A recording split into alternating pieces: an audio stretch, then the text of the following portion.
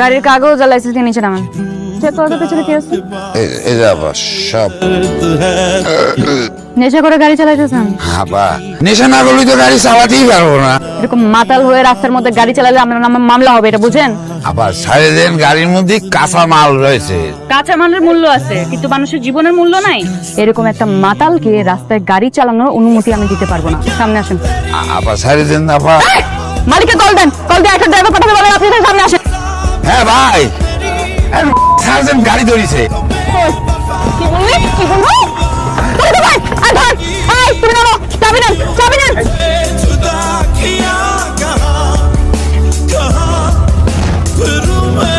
এই সেদিন আমার কেস দিছিল, রাস্তাঘাট ফাঁকা আছে, একদিন কি আমার একদিন